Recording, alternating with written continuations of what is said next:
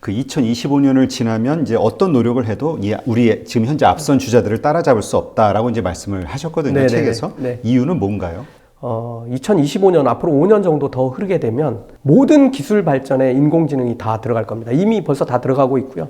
그렇게 되면 그런 기술을 가진 나라, 기업 이런 것들을 따라잡을 수가 없습니다. 이제 그래서 이제 어렵다는 거죠. 지금 근데 현재 이렇게 그 인공지능과 관련해서 보면 네. 사실 국가보다는 하나의 그 플랫폼 기업들 단위로 뭔가 힘이 세지는 것 같아요. 네. 아마존이 됐든 뭐 구글이 됐든 네, 아니면 뭐 바이두가 됐든 뭐 네. 이런 식으로 알리바바가 됐든 네.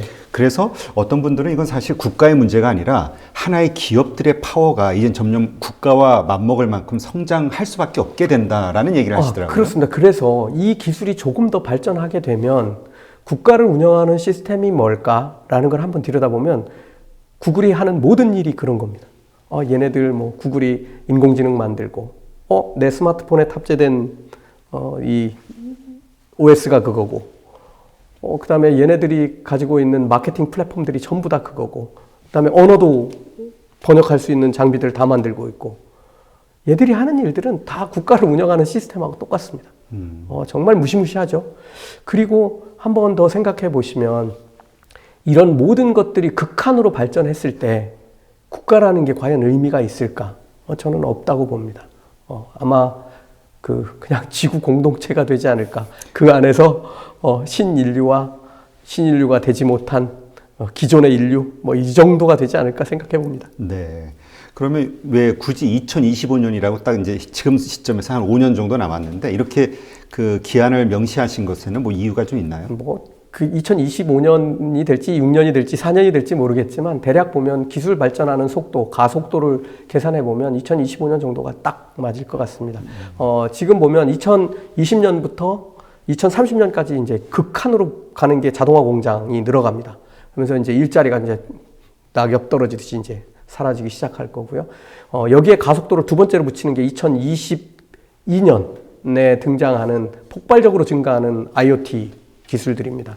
지금도 IoT 기술들 뭐 엄청나게 많이 쓰이고 있는데 여기를 이제 티핑 포인트라고 합니다. 확 올라가기 시작하죠.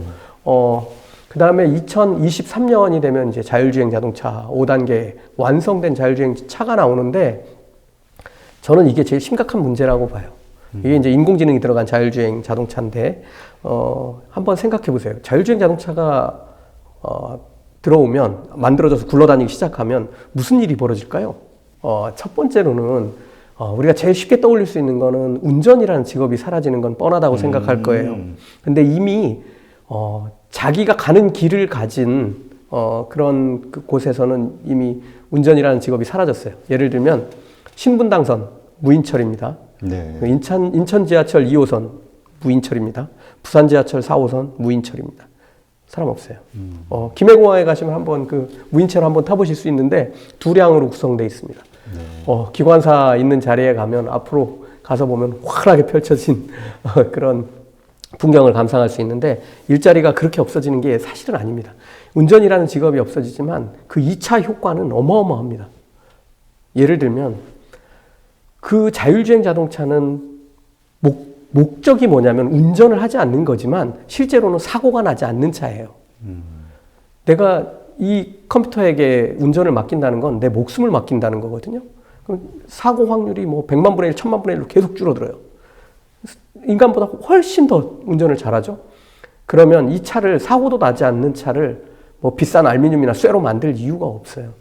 정말 우리 농담 삼아서 우리끼리는 우리 그 포럼에서는 이거 종이나 플라스틱으로 만들어도 되겠다. 뭐 이렇게 얘기하고요. 그렇게 가벼워진 차를 구동하려고 하면 지금 가지고 있는 배터리 기술로도 뭐 1000km 가는 거 뭐 우스운 일입니다. 그렇게 되죠. 그러면 한번 철강 산업 어떻게 될지 한번 생각해 보세요. 자, 사고 나지 않는 차에 보험은 어떻게 하나요? 보험 들어요? 보험 그러겠네요. 보험 들 필요가 없 아끼겠네요. 만약에 보험을 든다고 하면 제조사에서 들어줄 거예요. 우리 차는 안전합니다. 만약에 사고가 나면 경쟁사보다 10배 더 보상되는 보험에 가입해서 출고시켜드립니다. 이렇게 될 거예요. 자동차 보험하는 사람들 다 뭐예요? 만약에 자율주행 자동차가 나오면 운송회사들은 제일 먼저 자기 트럭들을 전부 전기 자율주행 트럭으로 다 바꿔버릴 거예요. 네. 테슬라 같은 데서 자꾸 트럭 만들고 하는 이유 중에 하나가 그겁니다. 전기 트럭 수요가 자동차보다 더 많이 생길 수도 있습니다. 그러면은 사람 다 집에 보낼 수 있고, 그 다음에 뭐 충전해서 쓰고, 사고 안 나니까 뭐 보험 같은 것도 필요 없게 되고, 뭐 이런 일들이 벌어지죠. 진짜 그 전기 자동차 얘기하시니까 그 이미 그 전기 자동차가 이게 활성화가 되면 엄청난 그 자동차 부품 회사들은 타격을 받을 것이다. 엄청나게 타격받죠. 예, 이야기하시더라고요. 이건 지금 만드는 뭐 25,000개 이상 부품을 쓰는 기존 자동차, 내연기관 자동차에 비해서 이건 장난감이에요. 그러니까 신생업체가 만들 수도 있는 이제 그런 제품이 된 거죠. 미래가 바뀌어 간다고 우리가 이제 생각을 하게 되면 네. 그것으로 인해서 변화되는 여러 가지 환경들에 대해서도 한번 고민을 해봐야겠네요. 그렇습니다. 그렇게 해서 예를 들면 자율주행 자동차가 나오면 수요가 줄어들 것 중에 하나 딱 보이는 거 이런 거 있지 않습니까? 운전면허 학원, 면허 없어도 탈 수 있을 텐데 뭐 이런 거 있고요. 주차장도 많이 비게 될 겁니다. 왜 비냐면 얘는 계속 돌아다니면서 저출근시키고 집에 가서 애 학교 보내고 뭐 이렇게 되겠죠. 또 조금 더 생각해 보면 사고가 확 줄어들면 병원도 환자들이 없으니까 좀 문제가 될 거고, 대중교통 이용률은 앞으로 근거리 중심이 아니라 장거리 중심으로 다 바꿔야 됩니다. 진짜 그 말씀 들으면서 떠오르는 게 왜 우버라든가 이런 그 공유 자동차라든가 그런 회사들 있잖아요. 네. 지금 뭐 기사들에 대한 그런 그 열악한 열악한 조건 때문에 문제가 되고 뭐 기업 가치가 깎이고 하지만 네. 자율주행차가 어느 날 딱 실현화가 되면 그게 또 엄청난 메리트 있는 회사로 바뀔 수도 있겠네요. 그럴 수 있습니다. 근데 이제 우리가 이제 조금 더 들여다봐야 될 것들은 항상 그런 회사들은 준비가 돼 있어요. 다음 단계로 넘어갈 준비. 그래서 이제 그런 면에서 한번 좀 뭐 기대도 되기도 하고, 사실은 그렇게 자기들이 하면 이게 혁신이 돼서 자기들이 성장하는 거고, 그거를 또 부수기 위한, 파편화시키기 위한 그거보다 아이디어 더 좋은 애들이 또 다른 회사를 만들어서 더 멋진 일을 할 수도 있죠. 이게 세계가 이렇게 빠르게 기술이 바뀌어가고 있는 환경에서 네. 정말 그 택시와 관련된 이런 이슈 벌어지는 것 자체가 좀 낙후된 거라고 좀 볼 수 있겠네요. 아이러니죠. 예. 이게 한번 보시면 뭐 택시를 이용하지는 않지는 않겠지만, 사실 남의 차 빌려 쓰는 거잖아요. 네. 근데 굳이 이제 자율주행차 나오면, 그렇게 만들어진 차 아닌 차들도 많을 거예요. 예를 들면, 자율주행차가 나왔으면 제가 10대 가지고 택시업을 할 수도 있잖아요. 그러면 택시 기사들은 어떻게 되는 거죠? 한번 생각해 볼 문제예요. 이게 불과 3년 후부터 벌어질 문제라는 걸 좀 인식을 해야 되고요. 멀지 않았네요. 네. 네. 참, 그러니까 이렇게 바뀌는 거에 따라서 우리가 투자의 관점에서도 정말 그 생각해 볼 분야가 참 많이 있네요. 예, 네. 그렇습니다. 그 현재 그 코로나로 인해서 지금 엄청난 경제 위기가 벌어지고 있잖아요. 네. 이러한 상황에서 투자할 때라고 생각하시나요? 아니면 지금은 사회가 점점 더 어두워질 것이기 때문에 미래가 좀 더 지켜봐야 된다라고 생각하시나요? 지금 뭐 코로나로 국한할 수는 없고, 제가 이제 두 가지 관점으로 한번 말씀을 드릴게요. 네. 하나는 좀 장기적인 관점으로 보는 겁니다. 앞으로 20년 후를 움직일, 아까 뭐 저는 다 융합하는 기술들이지만 한번 그래도 한번 나눠본다고 하면 최고의 기술들은 뭘까? 첫 번째는 인공지능일 것 같습니다. 그리고 지금 당장은 아니지만 앞으로 가장 큰 가치를 발휘할 산업 분야는 바이오 헬스케어입니다. 노년층 늘고 수명을 늘리는 엄청난 일들은 사람들은 돈 아까워하지 않습니다. 그래서 이제 바이오와 관련된 부분들, 헬스케어와 관련된 부분들이 있고, 그다음에 하나 더 하라고 하면은 이제 데이터와 관련된 부분들입니다. 지금 데이터를 쓰게 하고 얻게 하는 그 전쟁에 이미 돌입을 했습니다. 뭐 예를 들면은 지금 그 미국에 있는 여러 회사들이 인공위성을 지금 엄청나게 쏘아 올리고 있습니다. 그러니까 지구를 싹 다 인공위성으로 쏴가지고 전 세계를 하나의 네트워크로 딱 만들어서 와이파이를 쓰도록 만듭니다.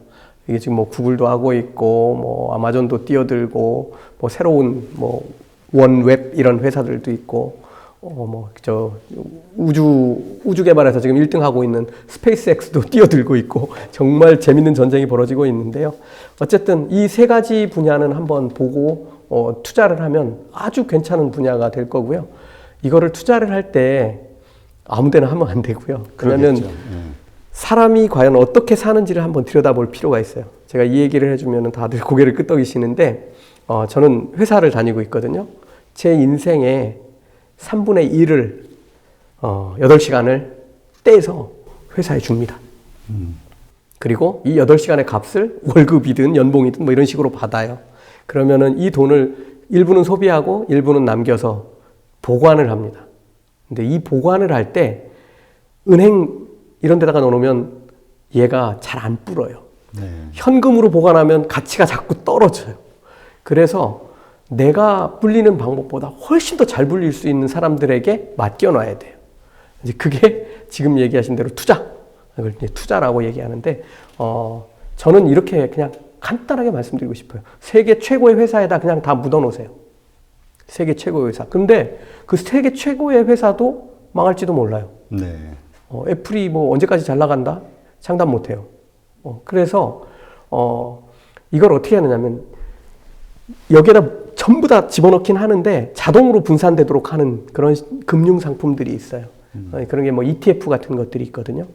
거기에 가서 예를 들면 미국의 나스닥에 상장된 바이오 기업 뭐 100개를 묶은 ETF 뭐 이런 것들도 있어요. 뭐 그런 거를 찾아가지고 거기다가 딱 밀어놓으면 물론 이렇게 요즘처럼 이렇게 코로나 위기처럼 전 세계적인 뭐 거의 10년에 한 번씩 출렁거리는 이런 시기에 뭐 다 똑같이 그렇습니다. 왜냐하면 애플도 지금 중국에서 휴대전화 못 만들어갖고 네. 끙끙거리고 있는데 그렇지만 회복할 때 얘네들이 가장 먼저 갑니다. 그러니까 이제 투자는 반드시 해야 된다. 네, 지금 같은 때는 저는 계속 더 많이 늘려야 될 때라고 봅니다. 그러니까 근데 사실 이렇게 막 폭락하거나 그러면 올라갈 때는 막 못 사서 난리인데 네. 떨어지면은 공포 심리가 들잖아요. 뭐 오늘 날짜로 기준으로 보면 이거를 좀 이제 아까는 큰 경제 체제로 좀 장기적으로 10년, 20년 놓고 본 거고 지금 코로나 사태만 놓고 한번 제 의견, 네. 이건 뭐 그냥 개인적인 의견이니까 이렇게 한번 말씀드릴 수 있을 것 같아요. 코로나 위기를 극복할 방법이 무엇일까? 뭐 확진자 찾는 게 아니고 두 가지를 만들어내는 겁니다. 하나는 치료제, 그 다음에 하나는 백신. 치료제가 나오면 걸려도 나을 확률이 높아지는 거고, 그 다음에 백신이 나오면 거의 걸리지 않는다라고 보는 거고요. 물론 백신보다는 치료제가 먼저 나옵니다. 지금 미국에 있는 모더나라는 회사는 지금 임상이 진행 중입니다. 그리고 뭐 이걸 패스트 트랙으로 돌려줄 것 같은데, 그렇게 되면은 뭐 완전한 치료제가 나오는 데까지는 한 6개월 이상은 걸릴 것 같아요. 그렇지만 뭐 이렇게 대체로 쓸 수 있는 치료제들 뭐 매일 뭐 몇 개씩 지금 뉴스에 올라오고 있는데, 그렇게 해서 어쨌든 신호가 좋아지고 있다라는 거는 이제 이미 시작된 것 같아요. 그래서 똑똑한 미국의 투자자들은 이미 막 밀어넣고 있죠. 네, 뭐 그렇게 보고요. 6개월이라는 시간은 사실은 경제가 한 6개월 정도는 선행하니까 지금 어떻게 보면 타이밍이 지금 제일 좋다. 네. 네, 이렇게 말씀드리고 싶습니다. 이제 투자를 뭐 기본적으로 많이 하신다고 제가 말씀을 들었거든요. 예, 뭐 많이라기보다는 제 투자자로서 네, 예. 네, 그런 투자를 적극적으로 하고 계시는데, 네.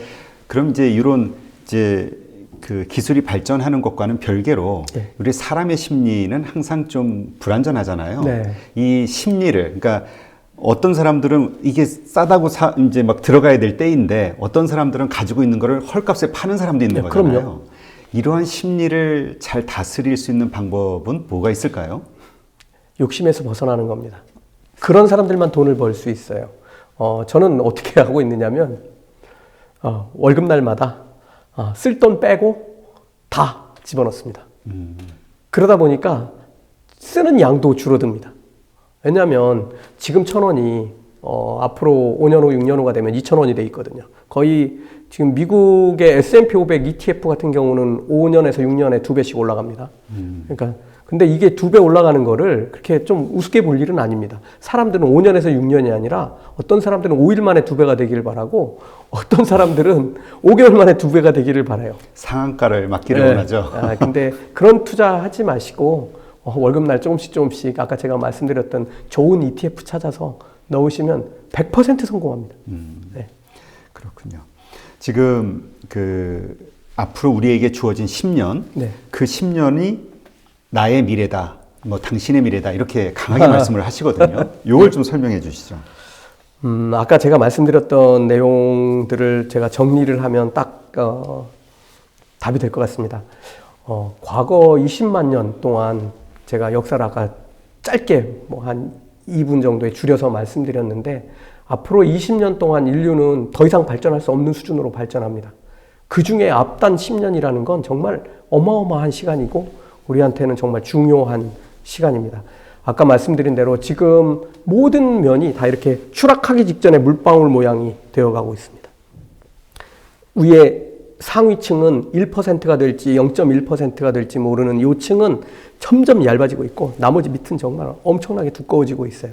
아까 제가 중산층이 4년 만에 우리나라에서 퍼센테이지로 10% 줄었다고 말씀드렸는데 이거는 뭐 당연한 결과입니다. 그리고 이런 관점에서 우리가 개인들이 좀 생각을 바꿔야 돼요. 과거에도 그랬고 앞으로도 그럴 건데 국가는 절대로 개인의 미래를 책임져 주지 않습니다. 개인 스스로 알아서 준비해야 되고 경제적으로 내 삶을 살찌우기 위해서 노력해야 합니다. 그러려면 열심히 버는 것, 그 다음에 밤에 자는 동안에도 돈을 벌 수 있는 이런 방법들을 찾아서 삶의 목표를 만들어 보는 것도 좋으리라고 생각합니다. 네. 지금 우리 미래 사회가 기술의 이런 혁명적 발전으로 정말 치열하게 살 수밖에 없는 환경으로 바뀌어가고 있잖아요. 네. 인간이. 네. 뒤처지지 않고 성공할 수 있는 그런 사람이 되려면 지금 현재 우리가 뭘 공부하고 어떤 준비를 해야 될까요? 개개인마다는 다 다를 겁니다. 제가 뭐 간간히 앞쪽에서도 말씀드렸는데 한번 여러분들이 제가 드리는 말씀을 한번 머릿속에 잘 새겨보세요. 이건 제가 한 얘기가 아니고 네 번째 불연속을 말한 그 세계적인 미국의 역사 심리학자 브루스 매즐리시가 한 말들입니다. 이 세 번째 불연속까지는 사실은 이제 다른 사람이 얘기를 했어요. 근데 이건 네 번째 불연속을 얘기하는 건데 세 번째 불연속까지를 한번 먼저 살펴보면 첫 번째는 코페르니쿠스가 지동설을 주장하면서 인간에 엄청난 상처를 줬습니다. 이 불연속이라는 단어는 우리가 당연하다고 믿고 있던 게 완전히 반대로 날아가는 겁니다. 그런데 사실은 자연으로 원래 순화하는 방향으로 돌아간 거죠. 우리가 잘못 알고 있었던 거죠. 그래서 이제 첫 번째 불연속은 지구가 우주의 중심이라고 착각하고 살았던 그 시기를 얘기합니다. 그게 깨져나간 거고요. 두 번째로는 찰스 다윈입니다. 그 전까지는 인간은 신이 만든 아주 고귀한 존재고 우리는 저 동물들과는 너무나 다른 특별한 존재라고 생각했는데 인간도 그저 생물의 하나고 아주 자연으로부터 진화해 온 그런 미천한 존재라는 사실을 깨닫게 됩니다. 세 번째 불연속은 이거는 본인이 얘기한 겁니다. 이거는 이제 심리학자 프로이트 박사가 얘기한 얘기인데 이건 뭐냐면 인간이 무지무지 이성적이고 그런 존재로 생각을 해왔는데 실제로 연구를 해보니까 인간은 그저 아주 작은 요만한 정보에 따라서 왔다 갔다 하는 그런 아주 나약한 존재라 이제 이런 거를 밝혀내게 됩니다. 그런데 이 브루스 매즐리시는 이제 네 번째 불연속을 인류가 경험하게 될 거라고 얘기합니다. 그 네 번째 불연속은 뭐냐면 인간은 인간이 만든 기계, 우리 부속품 같은 이 기계들과는 완전히 다른 그런 존재라고 지금 생각하고 있는데 지금 인간은 점점 더 기계가 돼가고 있습니다. 기계가 없으면 살 수도 없고 기계에 고착화되고 있고 제가 아까 말씀드렸던 인공신체가 나오는 날 사람이 기계가 돼버립니다. 기계 속으로 들어가고 그 사람들이 신인류가 됩니다. 이 시간까지 약 20년, 25년 정도, 뭐 길게는 30년 정도 남았을 수도 있습니다. 지금 앞으로 10년 동안 무엇을 해야 될지 각 개인마다 해야 될 일도 다를 거예요. 근데 저는 그 중에 하나 공통으로 개입되어 있는 거는 돈의 문제도 해결을 해야 된다고 봅니다. 모든 것들이 내가 뭘 갖고 있지 못하면 해결할 수 없는 그런 일들, 정말 그림의 떡이 될 수도 있습니다. 네. 그렇게 생각하면 될까요?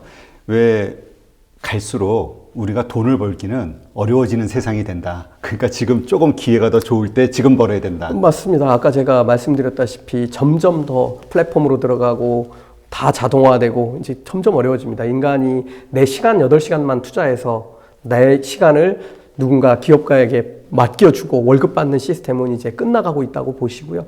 개인들이 무엇에 도전하고 어떻게 창의적인 일들을 하고 나의 삶을 어떻게 가치 있게 만들 것인지 스스로 연구해야 되는 때가 이미 많이 지나가고 있습니다. 네. 예.